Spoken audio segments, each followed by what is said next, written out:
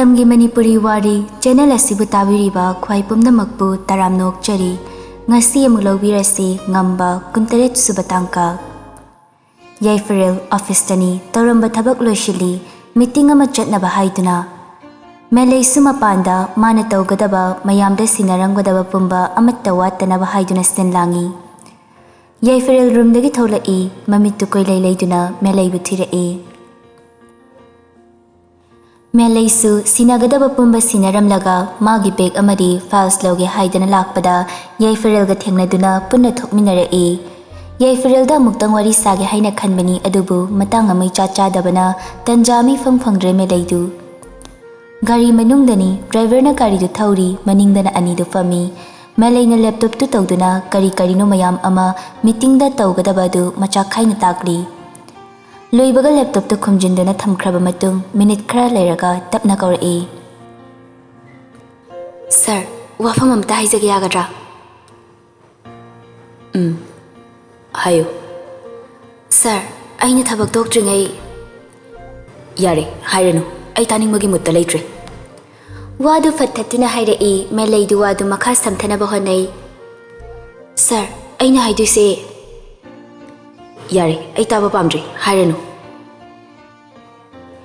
Upai leitre Melay tumina tokle haidabadi yade duna ma soidana de haige haiba wakhalduda hainaba chance ngai duna leibani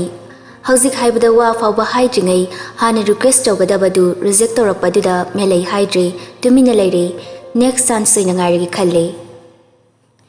Kaidabu tokningi bathabakno khangdi wa amta ngangbedi tokpa yam tokningadi sungto hek to haloi adum pharaga thamgi khangniba Yaifaril wakhalda khanbani chinna thokna haibadi natte Bradendu ingau ne leiringai pungso hangaude karam kanda lakadoriba haibadu su khangaude phone tawduna hangadabasu maching phattaba saduna loina thugai biramle Hospital chatnaba pungma pallom tarakpa duaida mafi loishinba hawi dress loishinba loibaga magi bag tu paiduna gari thauduna thorakle Hospital da hana lae yobadi hospital yore haibabu thabak amata nachangna tawba ngamdre Ngarangumna koi chatchatuna thiramgadra ma lakte haidana ngairaga leramgadra haiba wakhalsida Braden masadu leitana leifam ma khangdre Braden thabaktu mamanaba amada sinaramlaga ma waroi garden da haitharakle Hospital dagi asiyona lakpada pungkhai amarom changi ticket kaklaga gari du manungda thousinduna park tawi Gari dagi kumthaduna mangaktu koilai leiduna sintha ubra haiduna yengi adubu ude Garden sida laktiba phamliba singsi anambana per ngakta oina tawi family punna lakpasu yawi adubu masingdi yamde Nupa macha group khara leibasu yawi mayam marakta Bredendo mayam du yengna makhuttu khongraugi pocket ta humjinduna ngarang mana khulakpa simdu puthori Number di sida loina yaurere Jinfa supudi aibu nang lakpadu ngai tariba torsiba Simdure yengna mathante soli simdo muk pocket hapchin khraga mapanda fampham amada changsimduna famlaga lei pungmuki matung sintha magi gari macha da thoujinduna changpadu ubada Braden hogatuna sintha gi nakta changsilai sintha du Braden haifet khak yenglaga gari gi stand du haithaduna ngakna hangai ngai base wabra nupani kaino khra ngai gadamni Nupa na ngairagana mohong khre na manbani nupi na ngai basa phajaba khra watpani ba aina ngairedi nang kamai khangiba ngarang aina sombuthi ba chatpada somgi ngasigi duty pung 10 dagi lei haiba khangpa adu lakpada soidana leibiramani se aina dum khangaba haipadi lao manung phamuse mang thaduna mana hana changkre Braden sumoli matung ina duna lai Manungda famfam chaba amada changsimduna fami Sinthadu hek fambaga mana purak liba bag tu faktokduna phone gi box ama puthora box tu makhutna paiduna haifet thangatuna Sipirage aigi spiro Nangi ke Kaushina dana ga tawradana nang hekta kaushina ba yaba waraba aigi wado Kai wanu Nang sida laise kadoba laino Nang na igi phone pini lao haiduda laini kaino Exchange ta kai launi haikibaduna kauraba Kai haikige nang boingonda Nasaktuga khangsinadrini kaina tawribe acting do khittaga nate yam tina paktre khangaba nangna ise koina banga moi hairagana ay atopa ma laibak ing hodini nangna sum kansin laibadri yaroiba nangna pakhum pidana laibase ay chance mangi ngarang tada haire se nupa kya no khangbra nangondagi hena matik chaba kokthong ama yawbajani aduna isu chance mangdana ba haidobudo hairo makut kadu tawduna hairakliba mongdida breden pisum havet suktuna yam leibai mongni ne lei kaino leibai wadi bari dam lei phone se nangna positive response piraba nangonda pirame adu nattadana karigumba negative hek piraba aina hoji soida leiba nupi yaudaba pakhang amadane phone si phat pisaledana aduga I love you walore sida angang nang nachindura thajini dhapni kaina torida hoji aina mi miyam mangsda taptana furotana natai kya sarwe kaino matam sumangali sibo nangaya koina banga moi hairo ngamoi do iragana sat hairo aisu atopa ma yengkinaba piro phone yumda salalo ai hospital da am chaludini sida koina leibe yaroi natai chadu hek torama ba phatte haino ibu Sinthagi makutta pariba phone du lauduna maning hanna hanna yengduna makhongdu thangna hairamlaga chatkre bedendu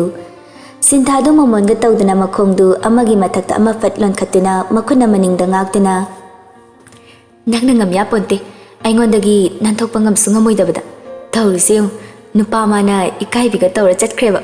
sakta asiga hena dum nungshireda tawrisi Masu haibi inbasaduna mafamdudagi thoraktuna chatnaba garidu mamai lei thorakpadu changakpa nupa macha khrana laknara e Haladoro risabi aikoi ga hak phangkis kaino Nabai na swaida chabagi ayaba piramdreni nausa nabai ga punna nongma muglage aduga punna hek phaminarasi Wadu hairam laga garidu thauduna thoki nupa singdusu sinthabu yengduna haina hawi Jahidi ekoina popu biyaramni angang ni kaina likhachaning yam tai Haujikan chanabini Somda sanasu hanadagi khara improve ore ngamba hanaga manadre yamna ole magi mong matauda Hanagumna tumin wangang da bastawdre haujikti mamuk wangang balaitrabagum tawkhre Atai atopada ngangubadi natte sanada khal tana ngangwani atai dadi hanagi ngambadagi ahongba laite Thabak ngana chatkadawbagi da tawduna leibadu thengna chatnabada honakre Mani khoidi inauguration mayagi thabaktu ka hena chinkre yumda ngahakta pothaduna leiba sangde amagi amuk ngambana leithoknabada honabada awaba moizarabani Sanaso hanagum tawbadu nongnini asida khara farabani ngambaga wa khara adumak ngangnarabani mana ngangubadi natte ngambana ngangbadu khumbakak oibani Atai de isau tawdrabasu ngambada isau tawba amadi toiri nupise Thabak chatni haidana chatkrabani ngambadu pung 12 rom tarakpaduda prap amuk kada changakpaduda sana tingak yengi Koiruslao Kaida Lakta lao ni amu hangdana leire Kaidano kaidobano Hangkreda kokla alurabista Kanaga chatuino Kainiyam hangise aina nang yanthokani kaina haikib leibra Iniyam takoro ay maga tawra kumake Iniyagam talaiti ay gadum kumase Talle iniyagadum kumge Yam ngangna doyoragana thangdoiba Ngamaroi asidagi aigi chayama tachawna lerakpase asiyam tapiro ay thandadum kumjage kanam yaudrasiyani Chayga iga kanana hena kange fido amahongo Wadu haina upu leiribaduda changsinduna fi ama laukthokduna purai sanana iliba fidu mana fatka laukthokduna mana puraiba fidu fat yetsinduna insilae kaino ne yari ai dum tawge fanek tudi yadra ama pirora kaidunu chatise foreign maning le kaida yarabra yam hangi mi Chaysi piramo aduga mapandamna tho ai film ta hongi ai lera kedoroge adum hong kaino Nene Sana thong adomda mangaktu paiduna khonjal horap kawi ngamba pisum nama inkhatuna Kaino tawriduna Kaisnate ai ne kawge Ne Ngamba fat changsinduna sanagi machindu makuna fat mensili sana ngambagi makutu fat kanthokduna Kaino sono chubra kanam tawine Nini natrasu kaino engonda dum haro haibe natro aina sida thabaka to khailai se Nangna yaroiba aini ne kauge kainu yaroi dise loi yani loi haro sana mamittu mathakton khatuna pele he oiba sana raisu kaukibadu taraduna ka manungda changai ngamba lei haiba khangdabana fatchangakpani adubu ngambana leptuna leirambadu ubada handok sikadai changsin sikadai lakak tawna lepi sanadi sana reidi yengtuna nine chango ngamba leptuna leibaduda changakpa hangoire khangladuna sana ngambada yengduna mapanda tho aini ne ga thoragi tasengbadi ngamba sana reibu changsinduna funingba haidu hek yorabani karigi nana aduk yamna singbano kanana nangonda taw haina haidana maral ama pisilaga furasira haina fo ngahaktu da khanbani ngamba adubu haibi inba saduna mapanda thokre ngambana mapanda thokibaga sanarei sanagi manakta changai sanasu sanarei de yengduna ikoi koidana hairei nine asigi upudagi fi furit aduga phanik amtaga lokthopiyuba mangakte siliba fi du de yengduna sanarei na hangai Pi ahanba upuda yawbadu natro ichagi ngakti yetlidubo mani asigi angawbasne yetsilamini si hapchinmiramo atopa moine ilase mangakte yetliba fidu lakthoktuna sanaraida pirai sanaraisu fidu amuk upuda hapchilaga anoba fi phanek furit amuk lakthoktuna pirai sanaraina tawduna mafi hongduna sana bredena magidamak pirakpa walking stick tu tawduna sanaraina samduna kadagi thorai ngambadu makhada kumdaba makai ngaiduna leirambani sanarena samduna thoraiba sanabu makoktagi maton phaba yengai mamittu khazikna thaiduna sanaraida yengduna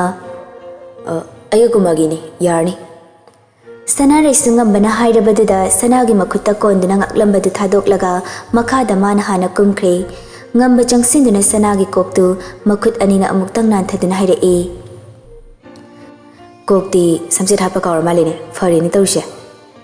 Kausu kaubani sanadu madumadi ngambasu hiplubagi fariba samdunan thaduna fadana bastiam naga haidai yare yare ai khutse samjetagi hena sathibani yam fazari law kumasi anidu makhada kumtharai ngambane lengjum anida makhutna paiduna ngai chaiduna ngaklobudi oi haibabu khongthang khuding ngambane lengjumda paiduna thangatpaga chapmana khrabani gari manak yorakpada ngambana tawduna sanabu gari amagi mamang sitta kahanduna famhalli ngamba driver seat laktuna fami sana ngambada yengduna kaino prem na thoidra ain thaudoini wadu hairaga mangaktu fatli thoktuna khonjal horapna prem chana batause mangda khamduna leiba gari do start tawba hokre ngamba su gari do start tawba hogatli gari do thauduna lai wa ngangna de gari manungda ngamba su wakhal choithoktuna thoriba gari do mai onsili Traffic jam thokduna gari du pareng khami sanasu gari gi mirror du full chingthaduna mamai du nakande yengduna lei nakanda bike amada makhoi ahum namduna tongba nupa na ha kharana sanada falafalap yengduna chibon wangang nabadu sana yengakpa ngambana ure nupa singduda mamittu areiba makai khani yengi nupa singdudi mangonda hana fawba yengakte sanada yengduna makhoi gi oiba wari amada kanda nungairi Makok khazik lithoktuna leiriba sanabu khudang paiduna mangolomda fatching sili sana afinga fainana fat ngambada tingak yengduna kaino phajana famu phamisidi mirror du lekhake nakuto lotho lekhakano nuksitne yebise ai nungai aidine lok thongi tawi khanau nungaiti aduna lonsinge nakuto lotho ngamaro nangi duri chingthei duri pulap longe nakuto lotho